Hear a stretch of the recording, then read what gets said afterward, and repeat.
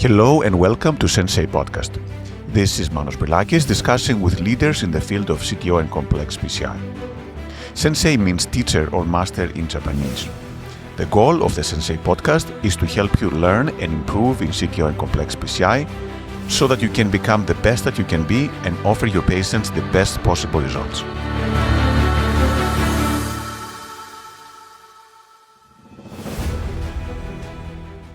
Hello and welcome to Sensei podcast. It is a great pleasure to introduce our guest today, Dr. Marin Postu from Bucharest, Romania. Great city operator, great fan. Again, Marin, thank you so much for joining us today. Delighted to have you on the podcast. Thank you very much, Manos. It's a big pleasure and big honor to be here with you. And thank you very much again. Thank you, Marin. And maybe we can always start from the beginning. Tell us a little bit about yourself. How did you get into medicine? How did you get into cardiology, intervention, complex?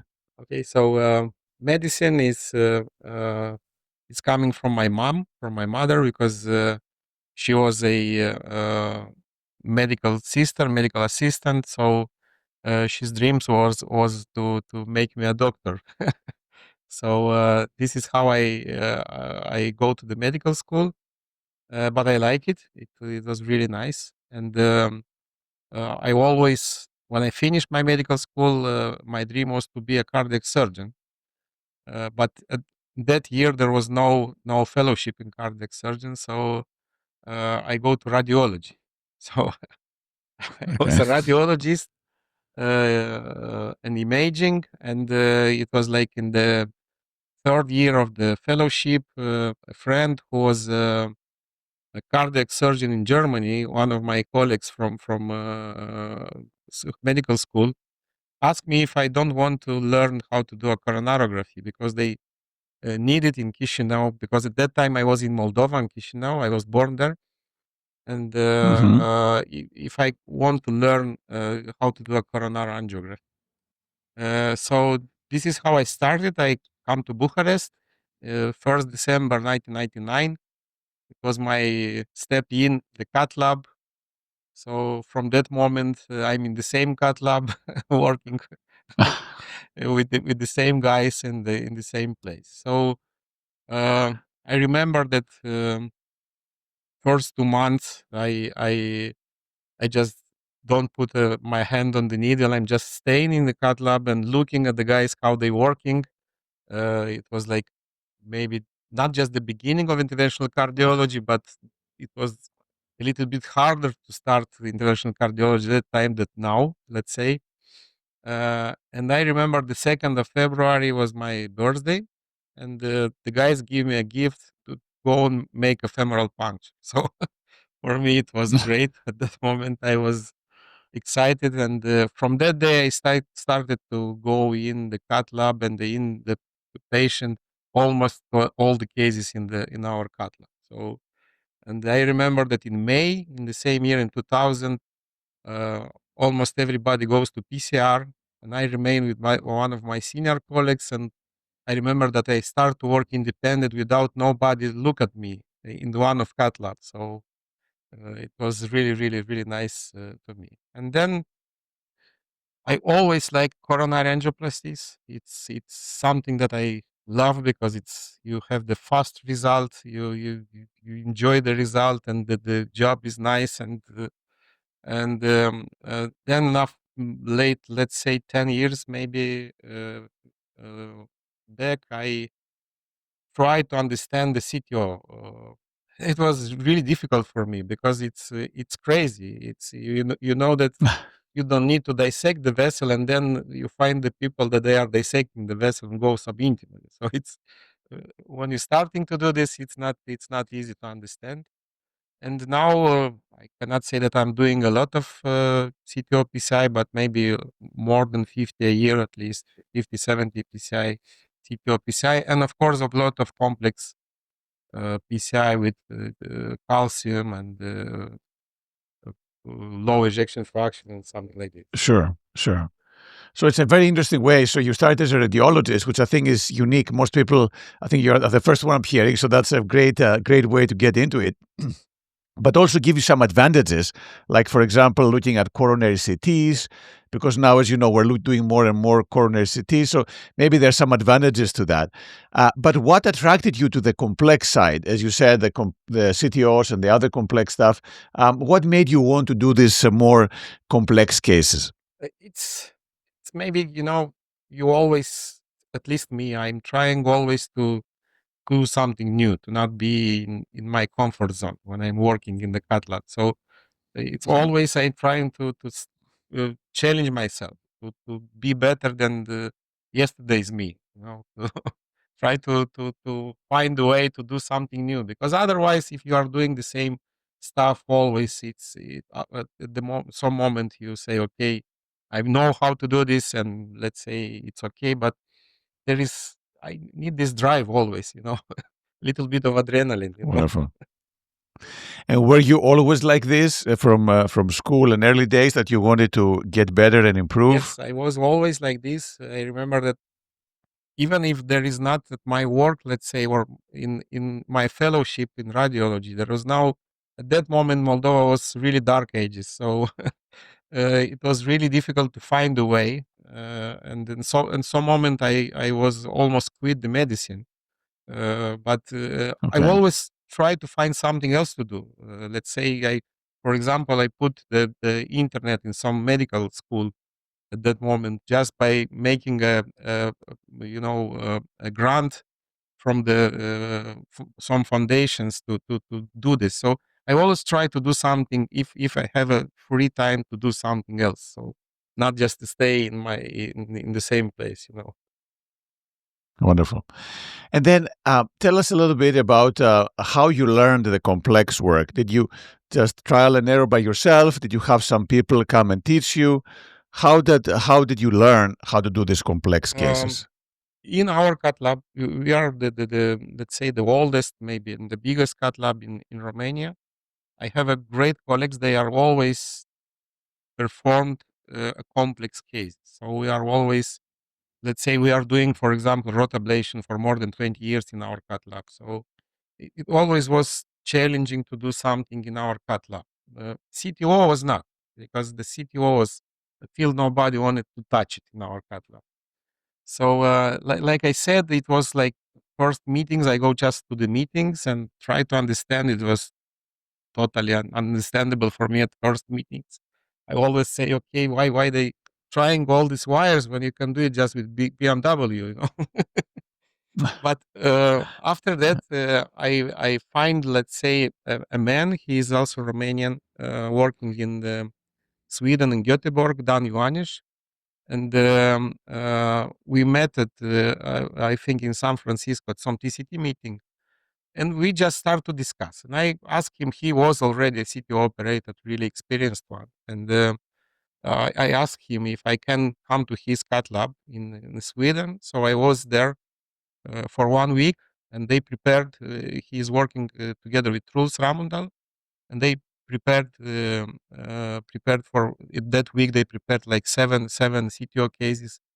So it was really, really nice to see the setup, how you start to do this, because it's really, really important not just to go in the CTO. You need to prepare the setup. You need to know how to do a coronary angiography.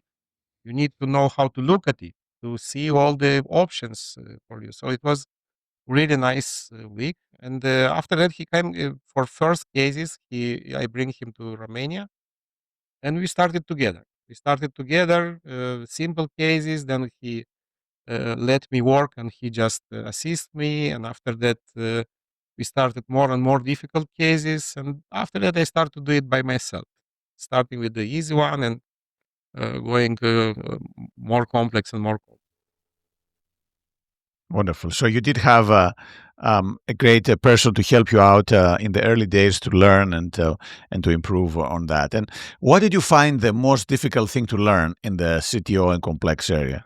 Um, I think it was, let's say, more psychologically for me to do a retrograde. So the idea that you can have complications, it's staying there, and it's not leaving you. So just when you doing your first retrograde cases, you always have this, not a panic, but you prepare to have complications. So it's not really comfortable. But like I said, it's I'm trying to not be in my comfort zone. So that maybe was the something not really easy for me. Otherwise, anti-grade approach and uh, feeling the wire, that was easy for me. It was not so difficult. Wonderful. And then speaking of the complications and the failures, how do you deal with it? It's not easy for anyone, but were any things that you um, that helped you get through these cases? Did you get stressed out? Did you get anxious? Did you get depressed? How did you handle these complex cases? So first of all, I'm trying to be prepared for all the complications. Let's say I'm looking at the diagnostic procedure and always trying to find A, B, C, D, E way. Let's say it's like when you're driving your car on the highway and you are not looking at the car on the front of you. You are looking at the car on the front of it. So and you are even the car in front of you, it's not reacting. You are already reacting because you know that it's some problem in the front. It's something like this. And when you have the complication, of course, everybody has complications. Just people who are not working don't have complications. Uh, um, Usually, I'm not stressed. I'm not in a panic. I'm trying to solve the complications. And after the case, I'm really critical with me, and I'm looking at the PCI like 100 times to see where I was wrong, where I make a mistake. So just learn from this, and maybe next time to not make it again. Wonderful. And then, in terms of the some of the best or worst cases that you've had, are there some cases that were very teaching for you, that gave you a lot of lessons, um, or any cases that you still remember today that you that taught you a lot? There is a lot of cases, nice cases that you are technically you manage the case, and at the end you are really really happy. But usually the case is what remains in your mind. There are when you have some emotional touch, let's say, with the case. And I remember it was before I started to do a CPO. It was more than 10 years ago, maybe 15 years ago, something like this. And it was 81 years old male who came to our cat lab in the STEMI with the critical left main, really difficult one. So I did the procedure and it goes well. There was no problem. It was a complicated procedure, but it goes well. And after like 3 hours, because at that time we didn't have, I don't think it was angioseal or something like this. And usually the fellows go to take out the sheets after 2 3 hours. So when the fellow started to take out the sheet, the patient stopped, and the fellow started to do a massage and bring him back to cath lab. It was like 10 minutes with massage, and under massage I reopened the left main. It was thrombosed. It was subacute thrombosis of the left main, and the patient lived after that 10 more years. So, so he wrote a book about this and about this experience. And every year he comes to our cath lab in the day, like he said, it's my second birthday, the day of when I opened his left main. So this is something like, and I learned from this that you should never stop fighting for a life of patient, because there is sometimes are some miracles, and it's something that worth to fight until the end. This is what it's coming. No, absolutely. This is a phenomenal case, especially in the 80s. And, after you thrombose a main, the chance of making it is very low. So, congratulations. That's a very, very rewarding case, and a great lesson there for everyone. Now, in terms of teaching people, when you teach people, what excites you about the people, the fellows or other people or interventionalists you are training? What are the things that get you excited that this is a great student? First of all, curiosity. I love curious people, when they are asking you a lot and they are there with you and they are interested in what are you doing, this is absolutely fantastic. And when I see the student or fellow who is looking what I'm doing, that he's looking at my hands, looking at the monitor, looking at everything around, this is absolutely incredible. Otherwise, because there is a lot of smart people. If you are finish your medical school, you are not stupid one. It's but sometimes you have this kind of student, they are not interested. You see that they are not interested in this. So there is, I don't think you need to stand with this kind of people. You should invest just in the people who are really, really interested, curious. They still trying to steal the job from you. This is something. Well, I love this kind of fellows, and I investing all of. I'm teach them all what I know. So I give them everything. Wonderful. Yeah. So the enthusiasm, the curiosity, the energy, these are the things, which is amazing when that happens. What if sometimes they have the enthusiasm, but maybe their technical skills are not that great? Um, how does that work for you? Yeah. Do you does it bother you? Unfortunately, there is some cases then, uh, like I said, they have two left hand, and this is really I don't know how to manage it because I cannot help people when they have this problem.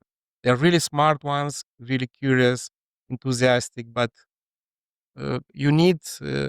I think you should have a little bit of everything to be an international cardiologist. You should be smart, you should be curious, you should be fast in thinking, but also you need to have a good hands. So and I usually you can see this from the start. If there, you see how they making first for first access, radial or femoral, and you understanding this one is going to be a good one. This I don't know. Okay. Okay. Absolutely. Are there any people that surprised you that they started and you had concerns, but then they became very Yeah, good? yeah, that was at least 2 or 3 guys that really surprised me in time. And yeah, sometimes you just need to give them time. Maybe they are shy at first. I don't know. Maybe they are not so confident at first, and maybe this is why they are doing mistake at first. But after that, if you leave them to be comfortable and to feel in their comfort zone, they starting to make a flowers. Perfect. Blossom Yeah.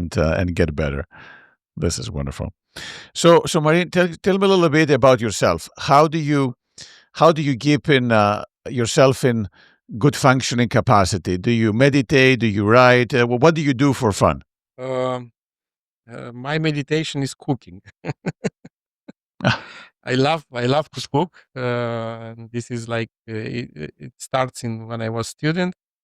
And let me give you an example. For example, we have our STEMI duties, and usually are not easy one because uh, we deserve.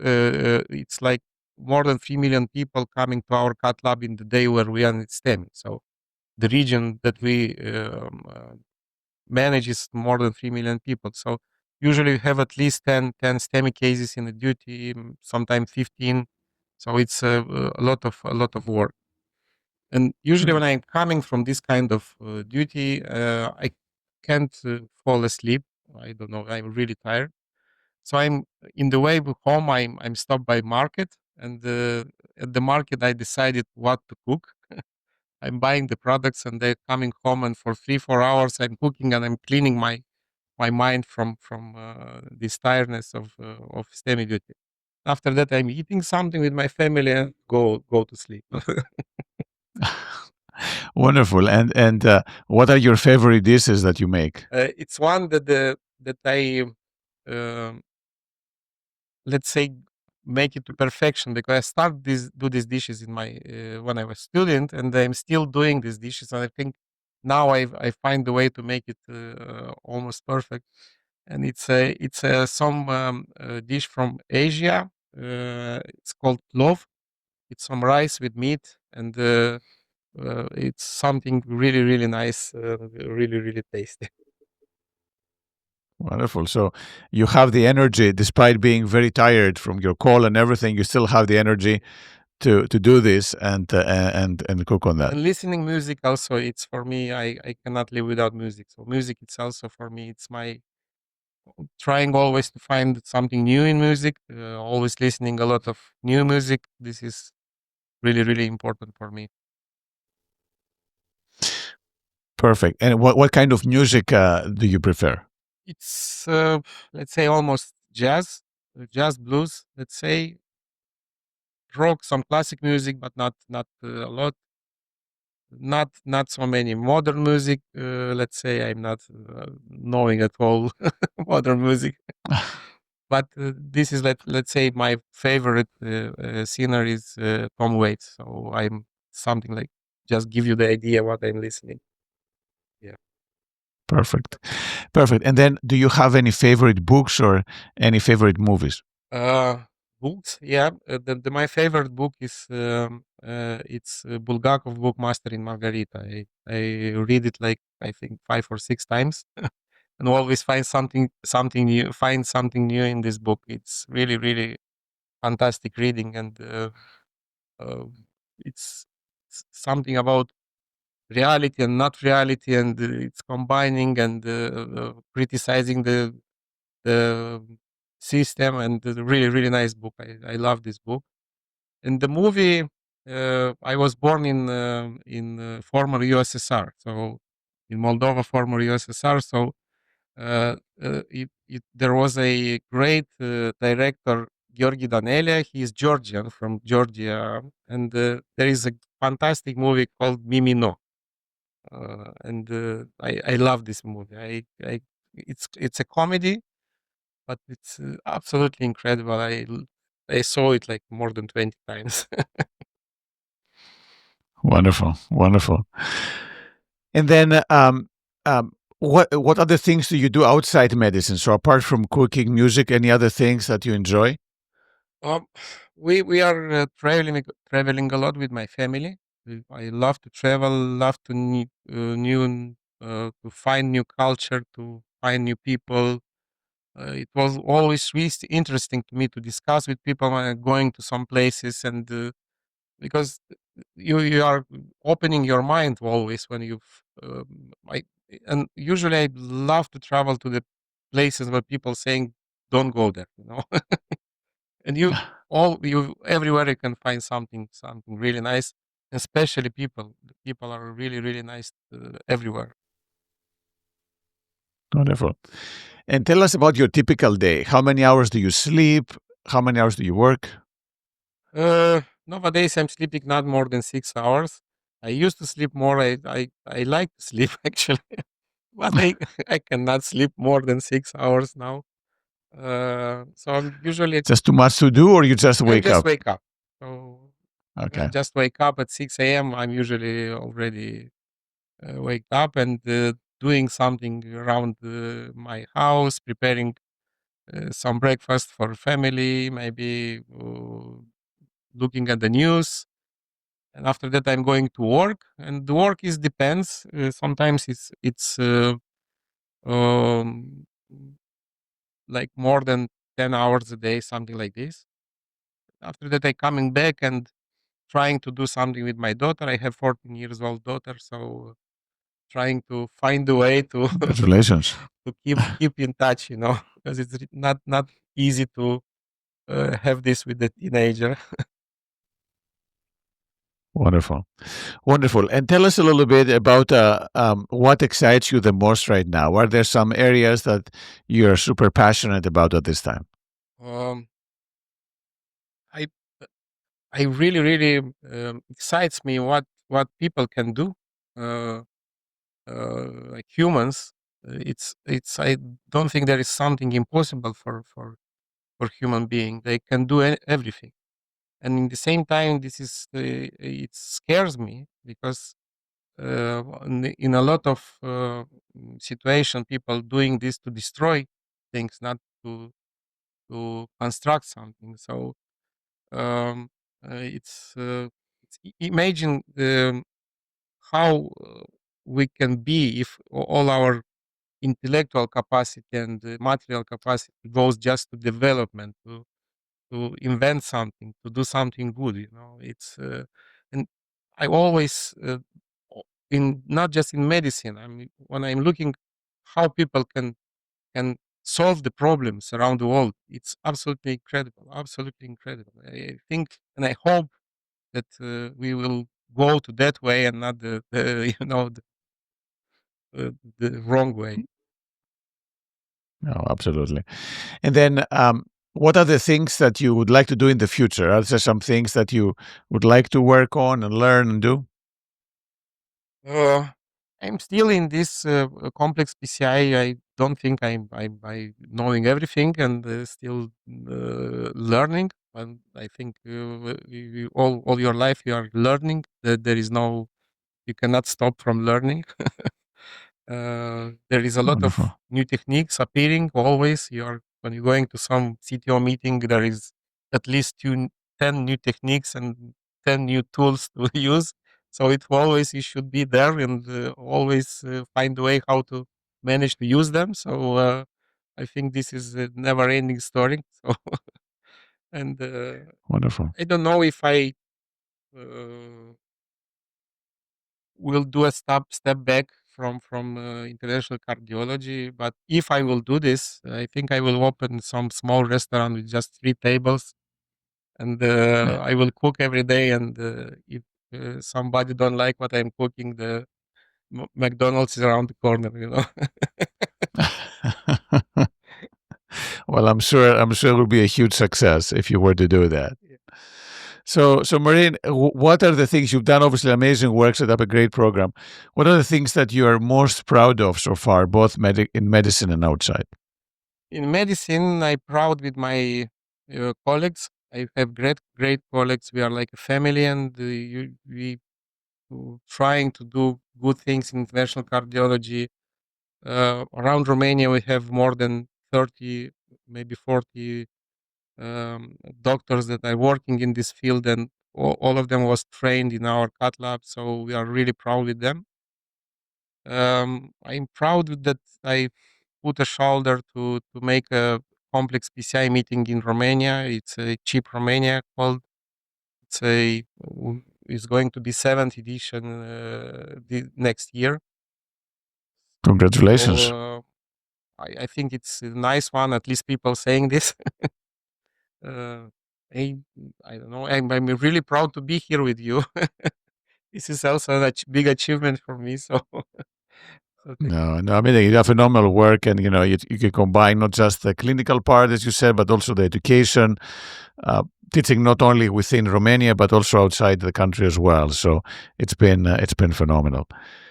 So, Marin, if you had to give some piece of advice for the new generation coming up, what are the things you would recommend to them? Uh, it's my father-in-law is unfortunately not anymore with us, but he had a word, great one.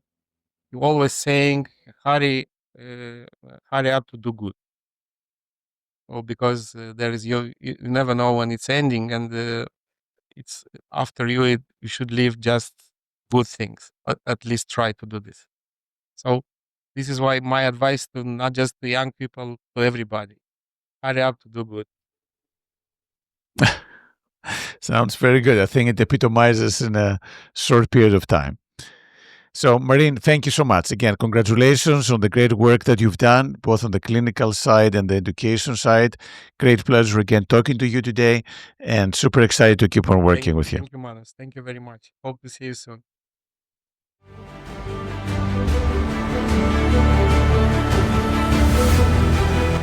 Thank you for listening to the Sensei podcast.